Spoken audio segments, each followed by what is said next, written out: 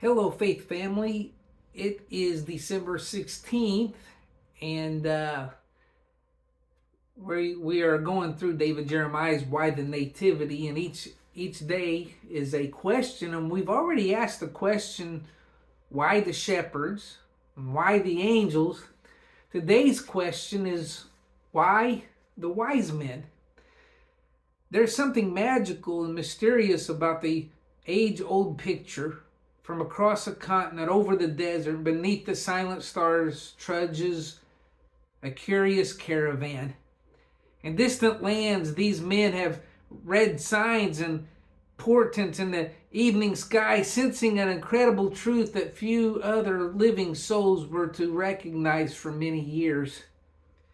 We remembered them as the wise men, or using the Gospel's name, the Magi.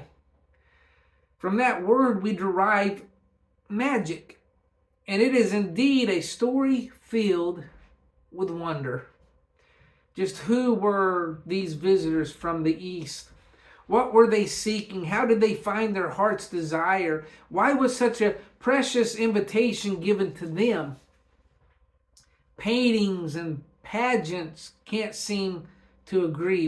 We see the Magi as monarchs or magicians, ambassadors or astrologers, three kings or three wise men. We like to envision them in colorful and exotic attire, preferably with camels.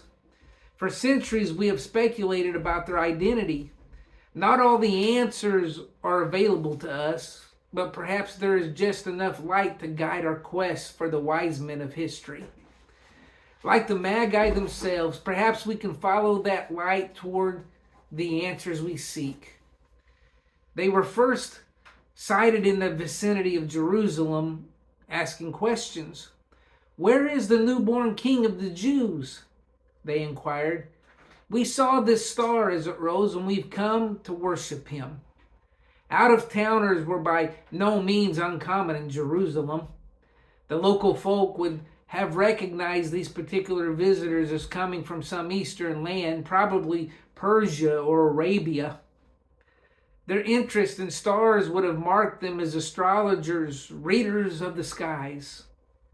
There had been a time when many of Israel's people had been held in captivity in these distant lands, and the science of the stars would have been familiar to them. Yet these visitors had come to Judea. Such a long and treacherous journey to follow one point of light in the sky. This was something new. So the Magi were given a careful explanation of just where the newborn king would be found. Bethlehem. The prophet Micah had linked that town and its future significance long ago. Matthew tells us that the star appeared once again to the Magi's delight. It led them indeed to the little town of Bethlehem, where they found the unassuming family they sought. We have seen many colorful pictures of the scene that followed, but are the pictures correct? Painters through the ages have enjoyed showing the elegant wise men worshiping a newborn Jesus whose family was too poor for a room on Christmas night. We imagine the visitors arriving just behind the shepherds. But such an idea never came from the Bible.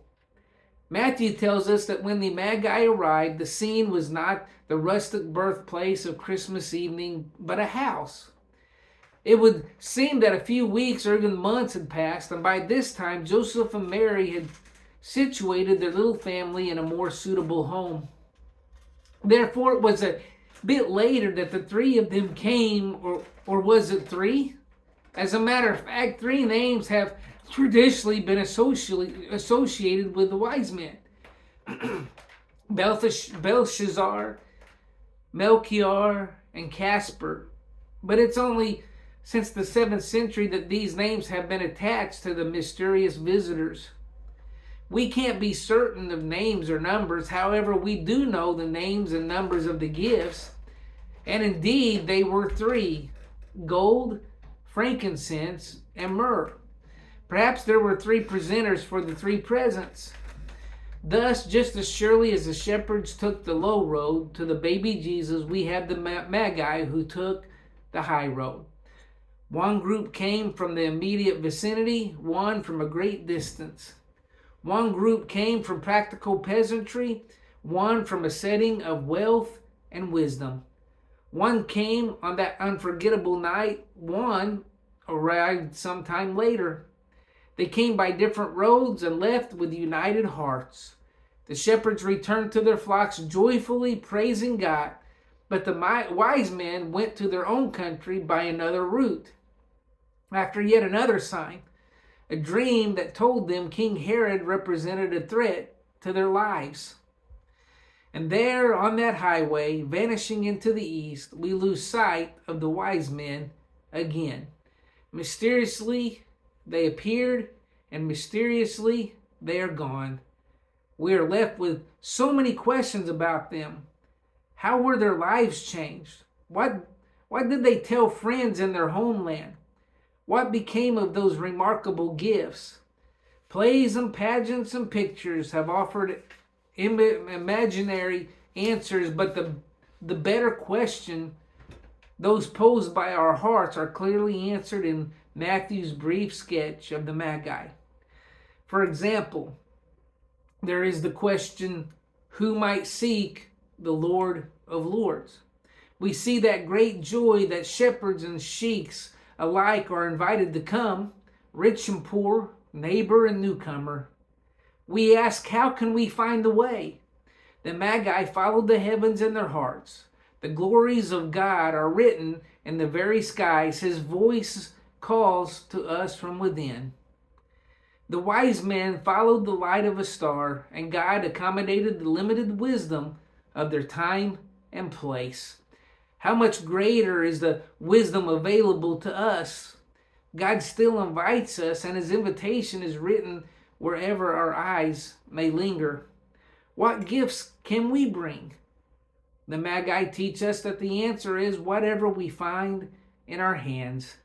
The visitors brought the gifts most logical to them, those that might be presented to an emperor. Yet the shepherds brought only their delight and their praise. Where will we go now? The Magi went home by another way. So do we. In the presence of Christ, all roads become new to us. All roads lead to the home that the child has prepared for us. And whatever gifts we may have brought are obscure to the brilliance of the gift that has become our own. We would be wise men and women too. Therefore we follow in their path, seeking the wonder of a newborn king. O star of wonder, star of night, star with royal beauty bright, westward leading, still proceeding, guide us to thy perfect light.